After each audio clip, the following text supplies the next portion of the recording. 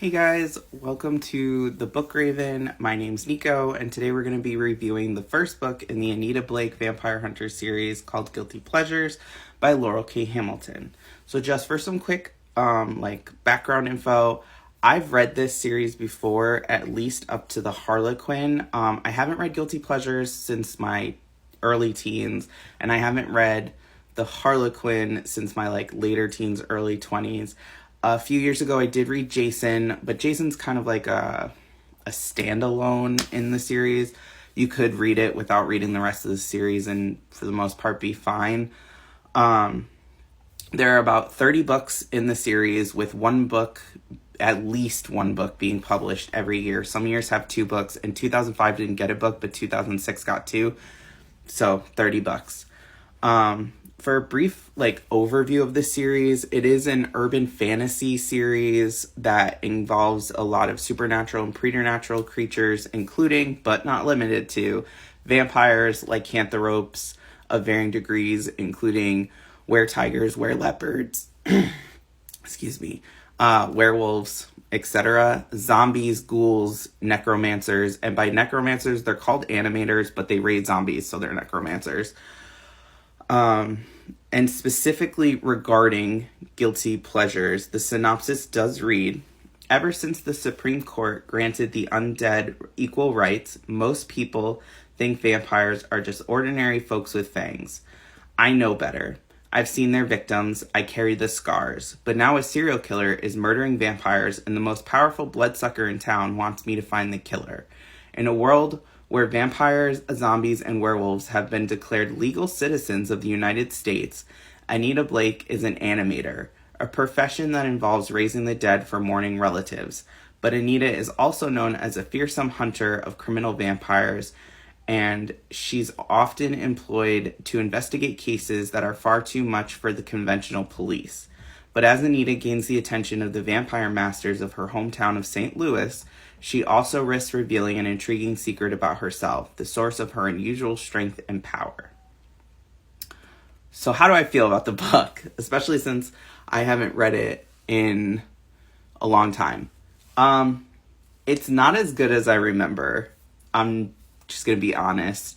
Actually, this time around, something about it kept giving me the ick, and I couldn't figure out what it was until I got to a line on page 123 that Anita literally says, because it is a first person perspective book, so everything's from Anita's point of view. She says of another female character, she fought like a girl, all open-handed slaps, scratches, and flailing arms, which made me realize that the ick I was feeling is the fact that Anita is very much not like other girls coded, and she also displays some underlying misogyny, especially towards women that she feels are weaker than her or are not as pretty as her, because there is some fat phobia. I'll get into that.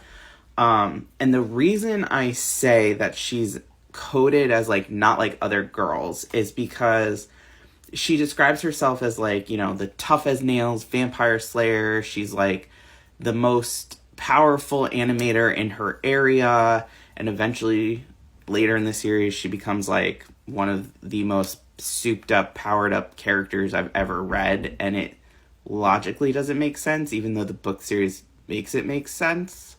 So there's that. But then she also, she doesn't wear makeup unless she absolutely has to. And even when she has to, she wears the bare minimum because, per her words, she can't imagine smearing cake over my whole face. Page 147. She's also just one of the guys with the cops that she works with. And specifically in Guilty Pleasures, John Claude, who's a master vampire, and Philip, who's a relevant side character. They all seemingly are immediately infatuated with her, can't get enough of her, want to seduce her, the whole nine. And then later in the series, Anita's not like other girls coding, comes to the point where it just kind of gets ridiculous because every relevant dude either wants to sleep with Anita or has slept with Anita, including characters that you wouldn't think, because they make it 30-something books before they're like, oh yeah, I think I might want to bang you.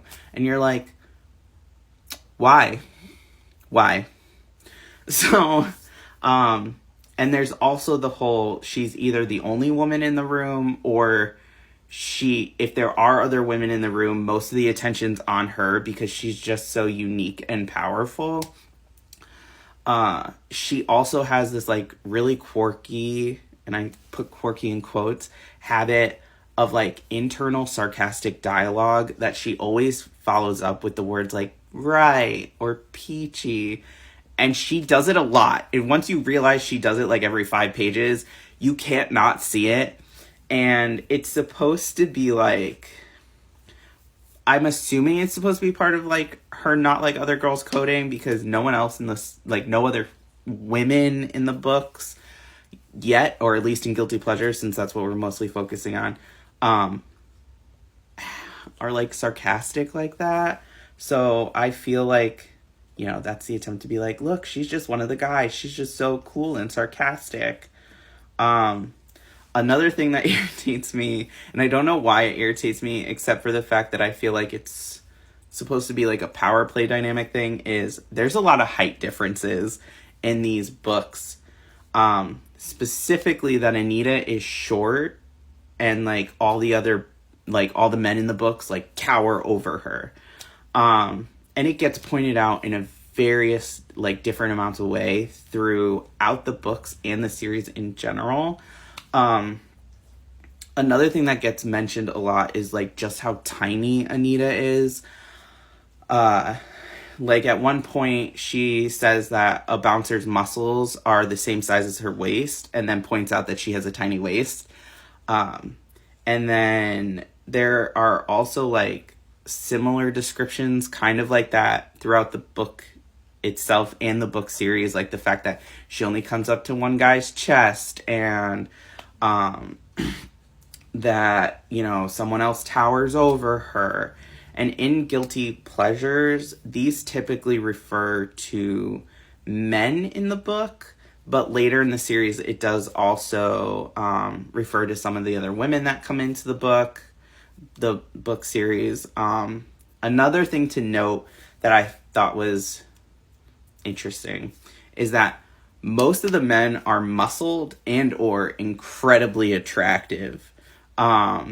There are only a few male side characters that aren't described as muscled or attractive. So there's that. And I don't know why that sits weird with me, but it does. Another thing that I feel needs to be noted is that Anita shows a lot of like internal fat phobia. In the way that she describes another female character in the book. For some context, her and Philip are at what is called a freak party, which is where vampires and vampire junkies, as they're called in the books, get together for the vampires to feed on the humans, and the humans to get high on being bitten by the vampires. And there's also like sex that happens and whatnot. So on page 159, she describes another woman at the party as having a plump face and plump little hands, which is fine, until she goes on to say, she was overweight and there was no hiding it. She looked like a PTA member, a Girl Scout leader, a cookie baker, someone's mother. And there she stood in the doorway staring at Philip. She let out a little squeal and came running towards him. I got out of the way before I was crushed in the stampede. Philip had just enough time to brace himself before she flung her considerable weight into his arms. For a minute, I thought he was going to fall backwards into the floor with her on top, but his back straightened, his legs tensed, and he righted them both. Strong Philip, able to lift overweight nymphomaniacs, not necromaniacs, holy crap, with both hands. So nymphomaniacs, not necromaniacs. A handful of pages later, on 170, she had again describes the same female character as having incredibly white thighs, like beached whales. So the description of this like overweight female character is very different from the way earlier in the book another overweight character gets described who is male. On page 135, Anita does say, Luther is large, nay fat. There's no other word for it, but it is a hard fat, rock solid, almost kind of muscle. His hands are huge knuckled and as big as my face. Of course, my face is small. So once again, you get Anita reminding the reader that she is small. But like Luther gets 2 lines about his size. This woman gets multiple sentences, paragraphs about how big she is. And the language used, like Anita saying she would have been crushed in the stampede. Like, that's all very fatphobic to me. And it just doesn't sit well with me. Another thing that really bothered me was like Philip's whole storyline kind of gives me the ick. I can't say too much about it without giving away too much like major plot points and spoilers, and I don't really want to do that, but it just doesn't sit well with me. He's constantly called a junkie by Anita and other characters, to the point where Philip's whole personality, like what you mainly know about him, oh, excuse me again, is that he's a stripper, he's a flirt, and he has an addiction to being bitten by vampires to the point where he's got like scars all over him. And even when she's describing like the scars on his arms at one point, she says that they look like junkie track marks. There's an entire conversation between Anita and Luther, which Luther is someone she goes to for info, about Philip, where Anita is asking if Philip can be trusted. And Luther says, trustworthy. Hell, Anita, he's a junkie. Doesn't matter what he's strung out on. Drugs, liquor, sex, vampires, no diff. No junkie is trustworthy. You know that. I nodded. I did know that, but what could I do? And that's on page 136. Anita spends a majority of her initial reactions, her initial interactions, and reactions to Philip, just like judging him for, letting vampires feed on him. And then she also others him a lot, to the point where she says several times that she can't allow herself to feel bad for him, or to see him as more than a junkie, because like she doesn't want to see him as human.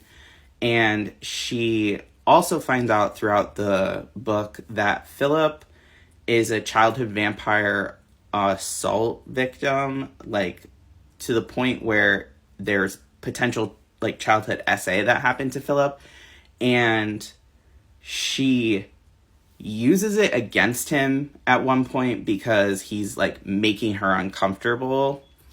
And when he gets upset, she's like, I can't feel bad for him. And I'm just like, what? So Philip is like very clearly has trauma, and Anita works really, really hard not to see him as human, for like the first chunk of the book. But then later in the book, all of a sudden she cares about Philip and cares about what happens to him, to the point where she's raging and crying and like vowing revenge because of something that happens to him. And it's a total 180. Like, it's literally the span of a chapter. Like, it doesn't make sense. So yeah, I get what Laurell K Hamilton was trying to do with Philip's story, and when you read the book, like, it'll make a little bit more sense if you decide to read the book. Maybe you won't. I get what Laurell K Hamilton was trying to do with Philip's storyline, but I don't think it was executed well, like, at all. And in some ways, I feel like it just played into, like, the stereotypes around people who struggle with addiction. And as someone who's intimately, like, acquainted with the ins and outs of addiction and the nuances surrounding addiction, I will say that I am a bit more critical of, like, when it comes to those kinds of storylines and how they can potentially harm or, like, further stigmatize, like, an already vulnerable population. So just keep that in mind. Now, I don't usually do star ratings, but if I had to, because I know people find those beneficial, I would rate this a 2 to 3 star, depending on what you're looking for. If you don't think too hard and you just want, like, an old school vampire story from back before they sparkled, you'll probably enjoy this. Like, you'll likely enjoy this. But if you're someone who likes to think about the books you're consuming and the content of them and the underlying potential messages that are out there with them, you're probably not going to enjoy this very much. But either way, reading is subjective, so my yuck might be your yum, and that's perfectly okay. But yeah, that's my review on Guilty Pleasures. Feel free to, like the video, leave a comment, do whatever you feel is necessary. But yeah, let me know what you think. Have a good day.